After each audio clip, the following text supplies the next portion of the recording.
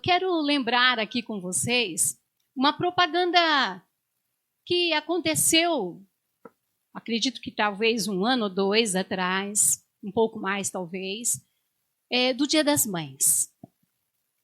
E aquela propaganda me chamou muita atenção, ela saiu bastante nas redes sociais. E o que eles faziam? Talvez para reconhecer o valor da mãe. Crianças foram colocadas ali para reconhecer quem era a sua mãe. E colocava à frente várias mães. Todas elas ali, as mães daquelas crianças. E essas crianças eram vendadas, né? Colocavam-se uma venda nelas e elas eram levadas até onde estavam essas mulheres. Sem que as mães dissessem alguma coisa. Então, todas elas, talvez ali na mesma posição, aquelas crianças chegavam nas suas mães e tinham que reconhecer qual delas era a sua mãe. E era interessante porque aquelas crianças iam com uma venda nos olhos, caminhando e olhando, né? Mas olhando como? Se os seus olhos estavam vendados. Elas olhavam com a percepção daquilo que elas já tinham. Então elas chegavam até essas mães e elas colocavam a mão no seu cabelo, alisavam, passavam a mão sentindo a sua textura, passavam a mão no seu rosto, sentindo como era o seu rosto, o formato, nos seus olhos, na sua orelha, desciam nos ombros, seguiam nos braços, pegavam nas mãos. E desta forma, de uma forma tão maravilhosa, se via que aquelas crianças reconheciam quem eram as suas mães. Passavam por uma, algumas às vezes até tinham algumas dúvidas, mas voltavam e diziam, essa aqui é a minha mãe. Como é que elas conseguiam? Como é que elas conseguiram? Porque tinha tantas mães, talvez com a mesma textura de cabelo. Talvez com o mesmo anel no dedo. Talvez uma aliança bem próxima, bem parecida. Como é que elas percebiam que aquelas mulheres eram suas mães? Vocês vão perceber que a criança é a que mais coloca a mão na gente. A criança é a que mais abraça a gente. Que gosta de passar a mão nos nossos cabelos. Que gosta de perceber como é o nosso nariz. A criança faz isso o tempo todo. Então, para elas era fácil, porque aquele contato do tato diariamente. E tem horas que a gente fala assim, chega! Mas elas gostam de fazer isso. E elas fazem com bastante frequência. Então, para elas reconhecer, através do tato, através do cheiro, imagina elas passando assim, e aí elas sentiram, não, esse é o cheiro da minha mãe. Porque elas gostam de fungar no nosso pescoço. Então é fácil para elas reconhecer. Mas conforme nós vamos crescendo, essa percepção vai diminuindo. Porque vamos ficando um tanto quanto distraídos com as coisas do dia a dia. Eu achei interessante que esses dias a Clarissa ligou, queria falar lá comigo. E o Gustavo falou assim, minha mãe não está aqui não, vai chegar daqui uns 10 minutinhos, 5 minutos por aí. Mas eu já estava em casa. E olha que interessante, é porque eu cheguei em casa e falei, cheguei, filho. E ele estava na sala, na televisão, brincando, e ele falou, tá bom. Mas poucos foram os minutos para que ele já não se lembrasse mais. Porque ele estava distraído. Mas se é uma criança, ela sabe. Porque ela espera a mãe chegar. Ela está esperando. A segurança dela é quando a mãe e o pai chegam. Isso não significa que ele não saiba quem é a mãe dele. Não. Mas significa que nós vamos nos distraindo. Como é que nós podemos reconhecer aquilo que cantamos? Que Jesus Cristo é o nosso Senhor. Que esse Jesus Cristo a quem nós servimos é o mesmo Jesus Cristo explanado na palavra de Deus. Como é que nós reconhecemos que é Ele mesmo? Eu gostaria que você abrisse a sua Bíblia em Mateus capítulo 8.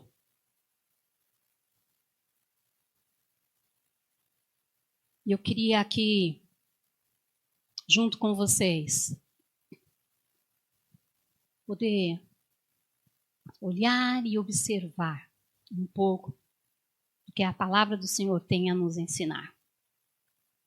Mateus parece que está fazendo a mesma coisa quando ele está escrevendo este livro.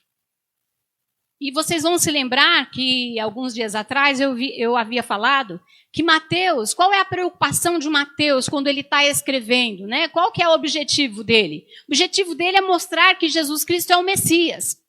E no capítulo 8, né, a partir do capítulo 8, ele vai aqui mostrar, né, através do texto, 10 milagres que Jesus Cristo fez. Para exatamente dizer para os judeus que Jesus era o Messias. É como se ele estivesse tateando, é como se ele estivesse passando a mão nos cabelos de Jesus. E aí então ele vai mostrar isso. E olha que interessante os versos 16 e 17. Porque ele quer mostrar que Jesus é o Messias. Mas tem mais coisa aí e eu gostaria de compartilhar com vocês.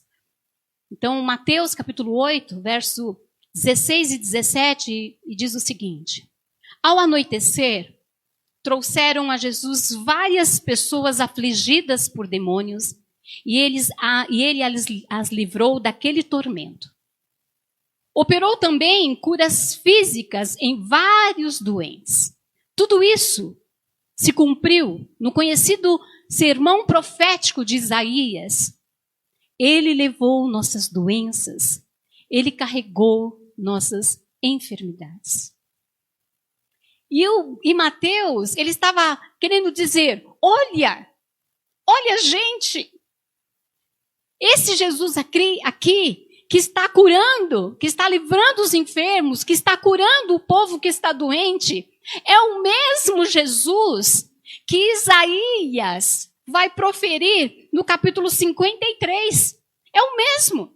Então ele se utiliza desse texto para dizer para as pessoas, vocês estão vendo que este é o Messias? Então ele também está tateando, ele também está procurando, ele também está passando a mão nos braços de Jesus, ele também está cheirando Jesus para saber se é ele mesmo.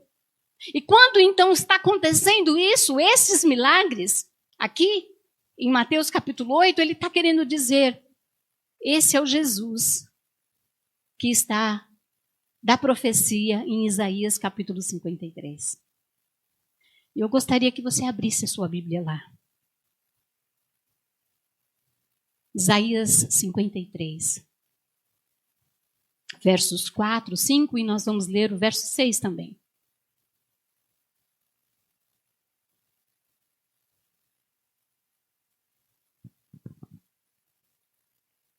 E eu queria aprofundar um pouco, porque como é que eu sei? Mateus estava percebendo que ele era o Messias. Mas como é que eu sei que esse Jesus que eu estou servindo hoje é o Jesus que está dizendo aqui em Isaías? É o Jesus de Mateus? É o Jesus relatado na palavra do Senhor? De que forma é que eu posso dizer e posso garantir? E eu gostaria então de, através de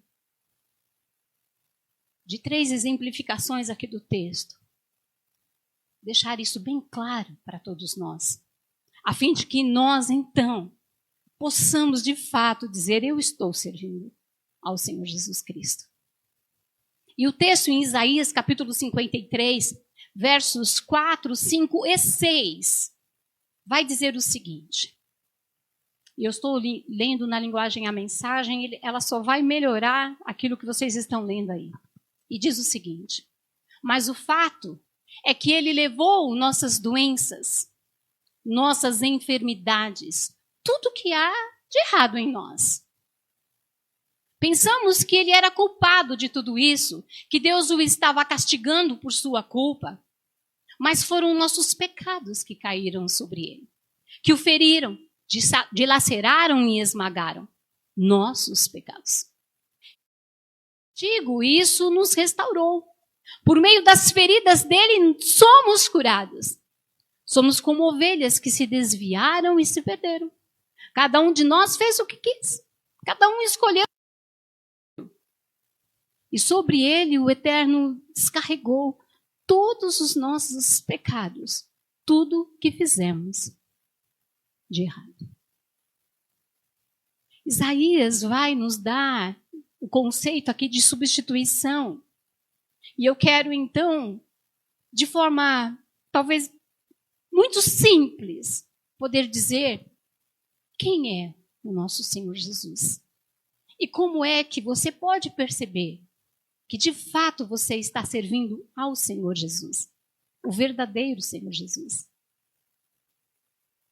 Aquele que se refere como o caminho, a verdade e a vida. É muito importante que nós possamos perceber isso. E eu quero ler, então, os primeiros versos, quando diz o seguinte: mas o fato é que ele levou nossas doenças e nossas enfermidades, tudo que estava errado. Ele sofre, Jesus Cristo é aquele que sofre os danos do mal que estariam sobre nós.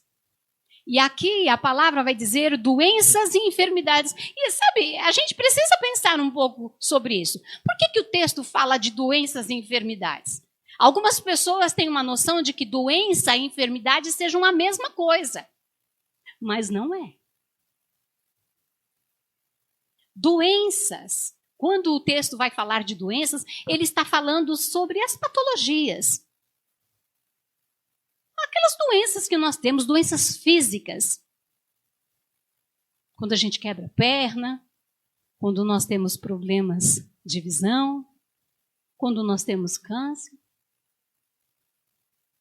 Então, é dessas doenças que Jesus Cristo, ele vai falar que ele levou sobre ele. E é importante, porque, lembra, Mateus está falando, olha, ele estava curando essas pessoas. Ele curou os doentes e ele curou os enfermos.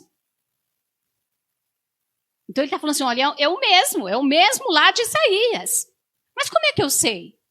Então é importante a gente entender que Jesus Cristo, ele levou sobre si todos os danos do mal que viriam sobre as nossas vidas. E esse mundo traz sobre nós, estar nesse mundo, é saber que estamos sujeitos a doenças. Doenças patológicas, doenças físicas. Doenças que assolam o nosso corpo. E das quais, às vezes, a gente nem dorme.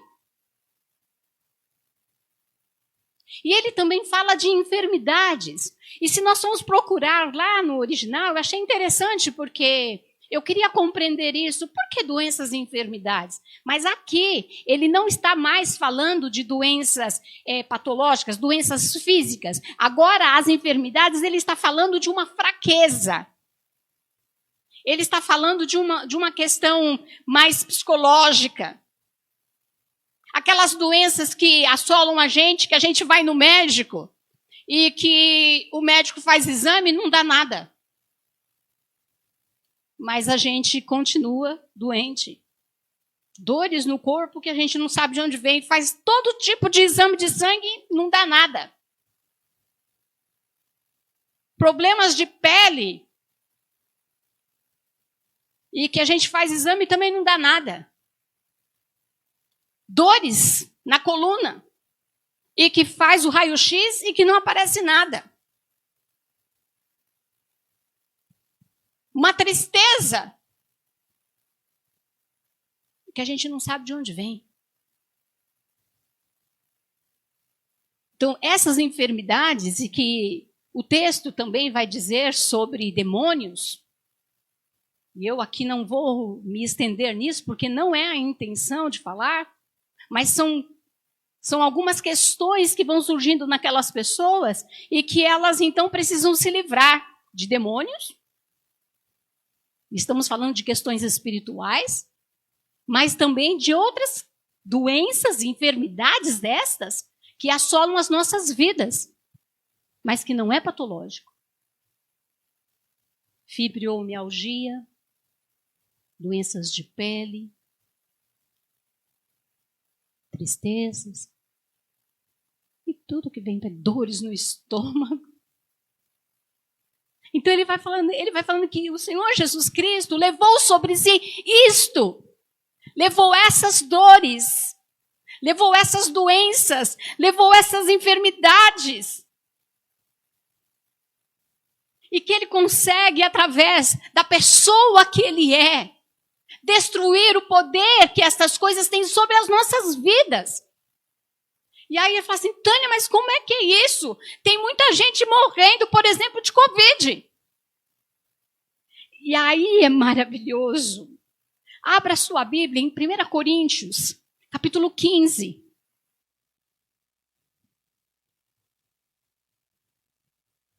E eu quero tentar explicar isto.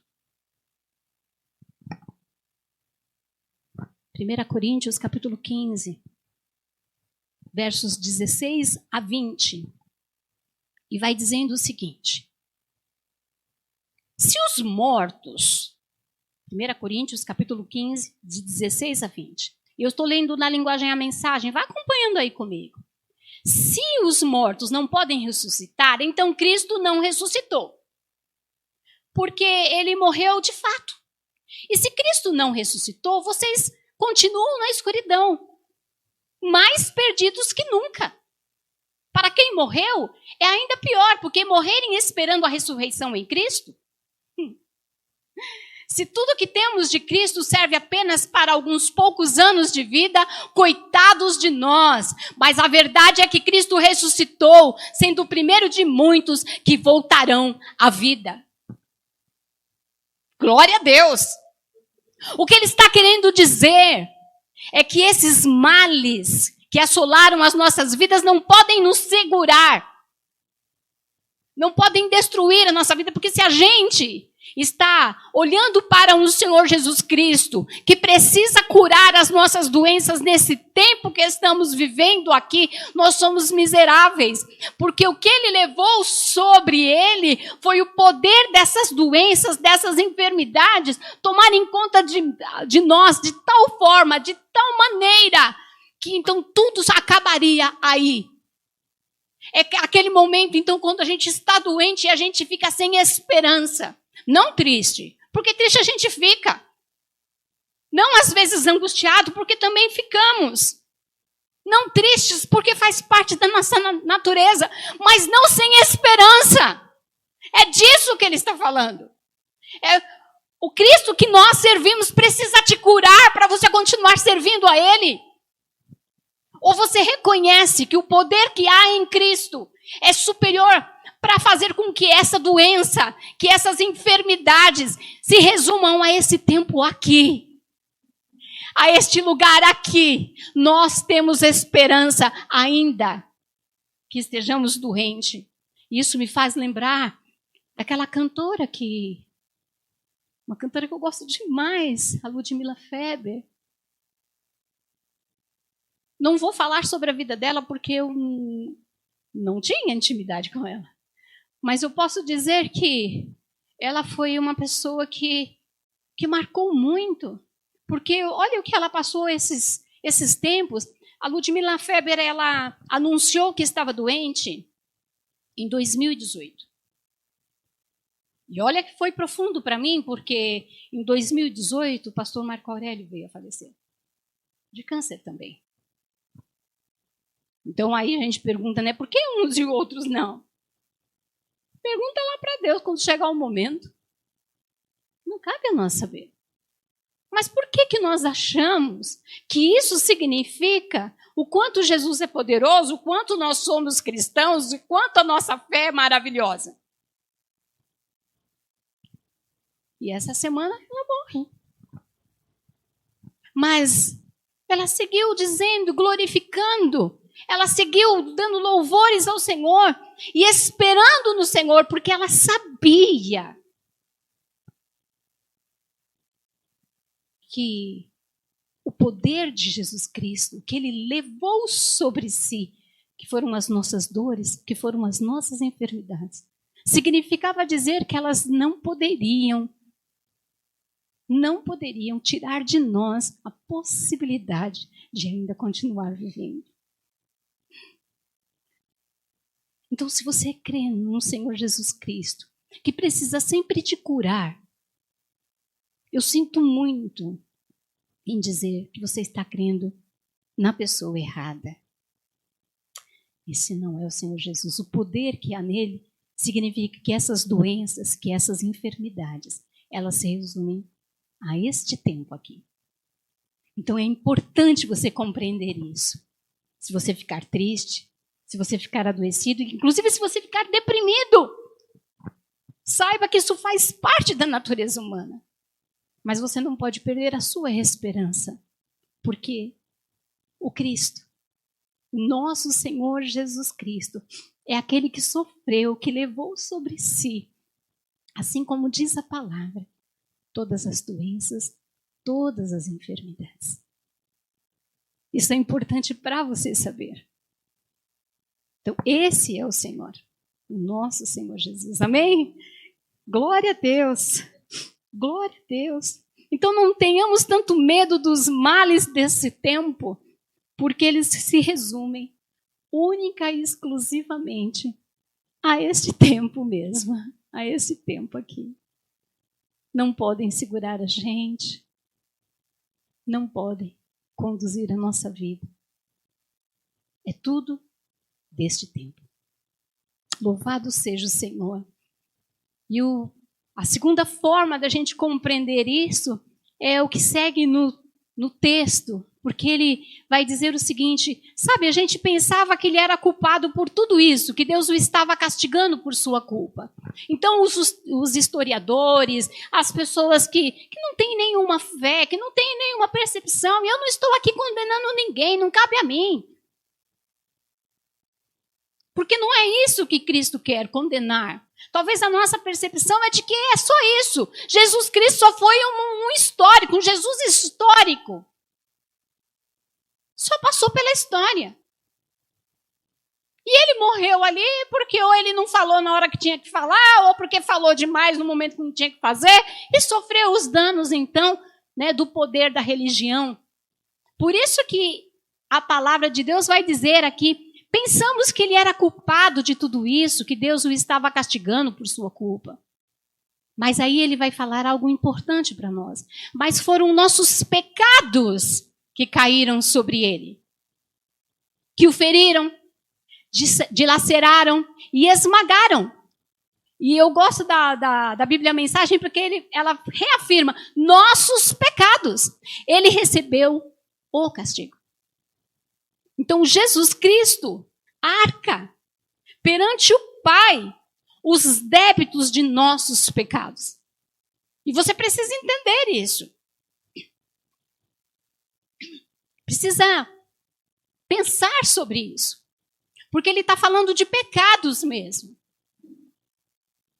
E, novamente, eu não vou abrir aqui no conceito, porque a gente terá aí muita chance de discutir isso. Mas ele está falando que foram os nossos pecados que caíram sobre ele, que o feriram, que o machucaram, que furou a sua pele. Nossos pecados.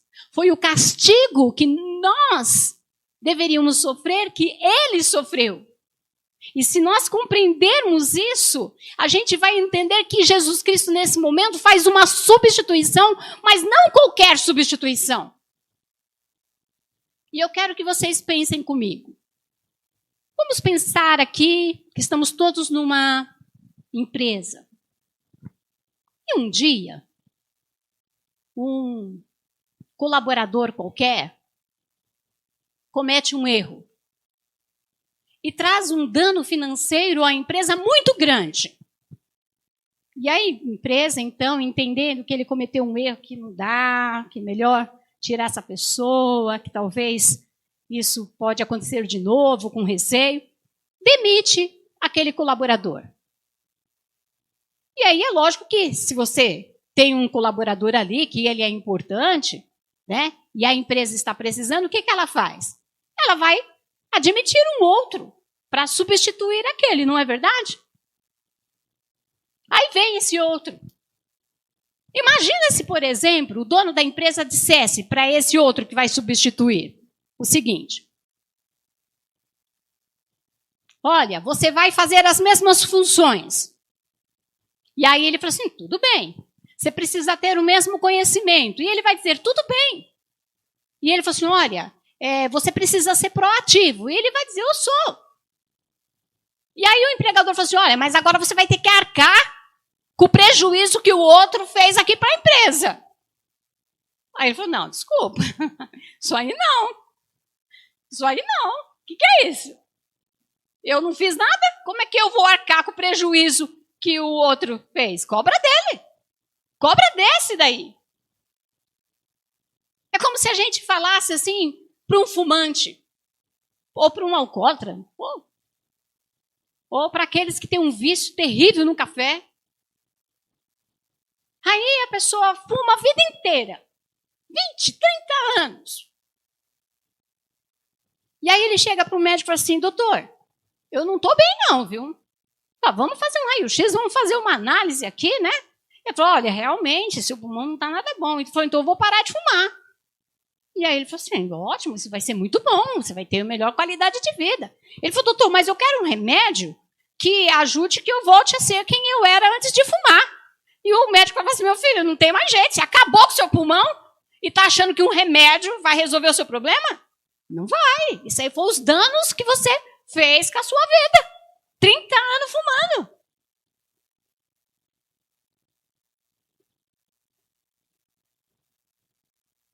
Esses dias o Henrique falou assim, olha, meu carro deu problema. E eu preciso trocar o meu carro. Porque eu já gastei muito com esse carro. Eu preciso pegar outro. Então ele precisa de um carro novo para substituir o carro antigo. Mas não adianta, o que ele gastou num carro velho não vai ser pago. Só vai ter um carro novo.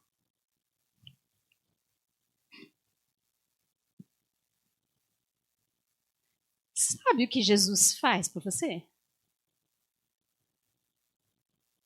Você entende o que significa esse texto agora? É que quando Jesus Cristo se apresenta perante o Pai,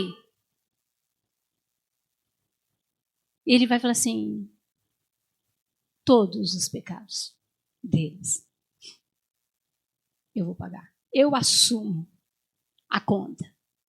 Eu assumo o débito. Eu assumo perante o Pai todos os pecados de toda a humanidade. Os seus pecados, os meus pecados. Abra a Bíblia e a sua Bíblia, para a gente entender um pouco isso. Está em 1 João.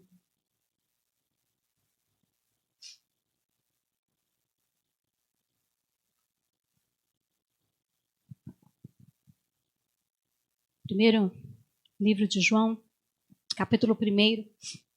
E eu quero ler com vocês do verso 8 ao verso 10. E agora sim a gente vai começar a passar a mão nas mãos de Jesus. Chegar mais perto dele e sentir o cheiro dele. Porque olha o que diz a palavra de Deus. Se afirmarmos que estamos livres do pecado, estaremos apenas enganando a nós mesmos. Olha, não sou eu que estou dizendo, então assim, se você crê nisso, amém. Se você não crê, também não vai adiantar nada. Mas a verdade é que é isso que a palavra está dizendo. Se afirmarmos que estamos livres do pecado, estaremos apenas enganando a nós mesmos. Uma declaração dessas é um erro absurdo. Mas se admitirmos nossos pecados e os confessarmos, ele não vai deixar de nos atender. Ele é fiel a si mesmo. Ele perdoará nossos pecados e nos purificará de todo erro. Se afirmarmos que nunca pecamos, contradizemos a Deus. Fazemos dele um mentiroso. Uma declaração dessas simplesmente revela nossa ignorância a respeito de Deus. O que isso significa para mim e para você? E olha o que ele vai continuar dizendo no capítulo 2. Escrevo isto, filhinhos queridos, para orientá-los a não pecar. Mas se alguém cometer pecado, temos um amigo sacerdote na presença do Pai, Jesus Cristo, o justo. Quando ele se entregou como sacrifício por nossos pecados, resolveu para sempre o problema do pecado. Não apenas os nossos, mas os do mundo inteiro. Então, o que ele está querendo dizer? Que o problema não é o pecado. Ele está querendo dizer que o problema é você não se perceber pecador. E o problema é também você não confessar os seus pecados. Você não se importar que está pecando.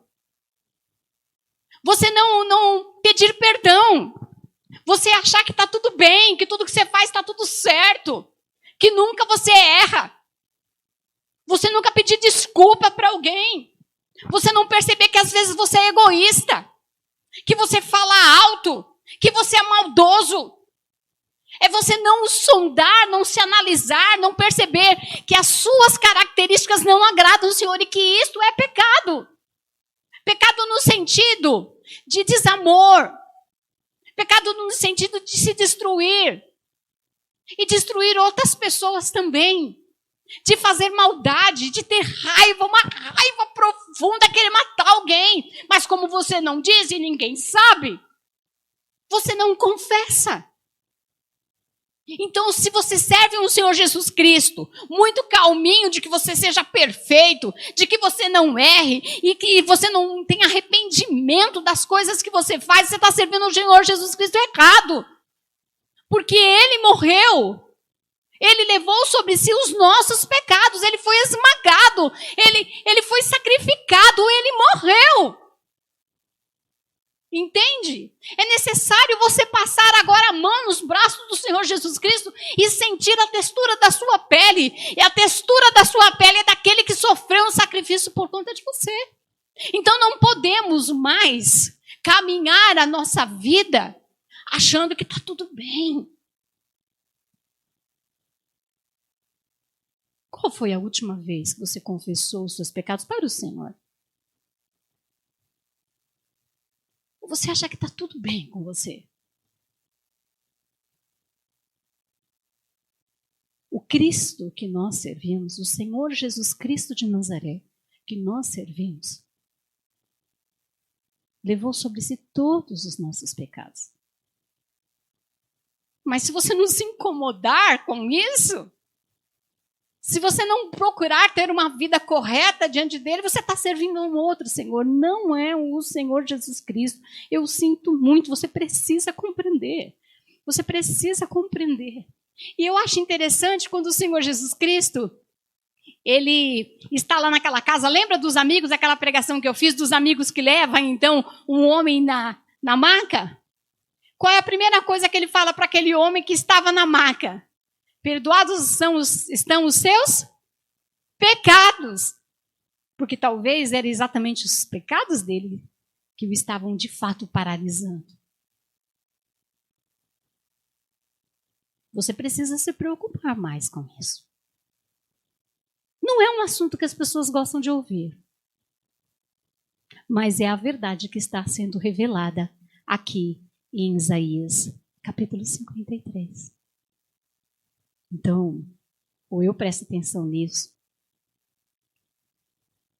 ou então eu não estou servindo o Senhor Jesus Cristo. Eu estou servindo um outro aí. Um outro qualquer. Uma imagem. Uma ideologia. Um ideal que me agradasse. Mas não é o Senhor Jesus Cristo. E isso é muito profundo. Eu não sei se vocês... Eu espero que vocês estejam compreendendo o quanto isso é profundo. Porque esse aqui é o que está na palavra do Senhor. E por último, ele vai dizer o seguinte: ele recebeu o castigo e isso nos restaurou. Por meio das feridas dele, somos curados. somos como ovelhas que se desviaram e se perderam. E é interessante porque é exatamente isso que ele vai falando do homem. Deste homem de hoje, desse tempo. Né? É um homem assim. Cada um faz o que quer. Cada um escolhe o seu próprio caminho. E está tudo bem. E sobre ele o Eterno descarregou todos os nossos pecados. Tudo que fizemos de errado. Então o Senhor Jesus Cristo morre uma morte que deveria ser a nossa. Ele morre em nosso lugar. É a palavra do Senhor que está dizendo. Ele toma o nosso lugar. Ele toma as nossas dores, ele toma as nossas enfermidades, ele toma os nossos pecados e ele se coloca no nosso lugar, nesta morte. E não é uma morte do jeito como a gente concebe nesta vida. É uma morte quando tudo acaba. Morreu, acabou. O homem que pensa nisso, tudo bem que alguém pense sobre isso. Esses dias eu vi um vídeo da Raquel de Queiroz, já bem velhinha, e ela deu uma entrevista assim. Ela falou assim, eu não creio em Deus. Mas eu sei que é muito triste isso. Porque não ter nada a quem esperar, não ter a ninguém a quem buscar, não ter esperança na doença, na morte, é tão ruim. Então, a fé é algo que muda o ser humano. Raquel de Queiroz. Será que nós podemos compreender o que significa isto? Uma morte em nosso lugar? E olha como isto pode ser melhor exemplificado. É o seguinte. Imaginem uma cena aqui comigo. Tem os pais, os filhos, e de repente um ladrão entra, pega uma criança, pega um filho de alguém, e fala assim, eu vou matar. E o pai desesperado, né, fala, não, ele não mate ele, por favor. E se coloca no lugar, porque é lógico, é isso que a gente faz. É o nosso filho, né? É isso que a gente faz. A grande maioria faria isso. Ou sei lá, alguém faria isso. A verdade é que esse pai ou essa mãe pode até morrer naquele momento por aquela pessoa. Mas outro dia ele vai morrer também. Então, nós não morremos a morte do outro. Porque, de fato, nós morremos também. E esse outro um dia também vai morrer. Então, não é desta morte que Jesus Cristo está falando. Não é desta morte. Abram as suas Bíblias em João. Evangelho de João. E ele tem uma conversa interessante. Muito interessante com Marta.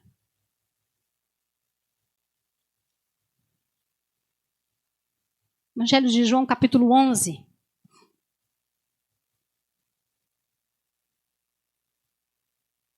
Eu quero ler a partir do verso 21.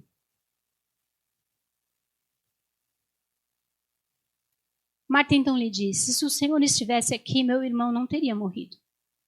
Mesmo agora sei que tudo que o Senhor pedir a Deus será concedido. Jesus consolou-a, seu irmão vai ressuscitar. Marta respondeu, eu sei que vai na ressurreição do fim dos tempos. Você não precisa esperar pelo fim, ele vai dizendo para ela. Eu, aqui e agora, sou a ressurreição e a vida. Quem crê em mim, ainda que morra, viverá. Qualquer um que vive crendo em mim não irá morrer em definitivo. Você acredita nisso? É disso que ele estava falando. A morte que nós deveríamos ter morrido, ele morre porque só ele seria capaz de ressuscitar. E isso significa que o Senhor Jesus Cristo, ressuscitando, traria vida para nós, mesmo que nós viéssemos a morrer. Então a morte não pode ser algo que nos assombre, de tal forma que nós ficamos tão angustiados, como se tudo fosse acabar. Tristeza. Algumas pessoas podem até ter uma crise perto de um caixão. Isso não é significativo a ponto de dizer quem a pessoa é ou quem ela não é.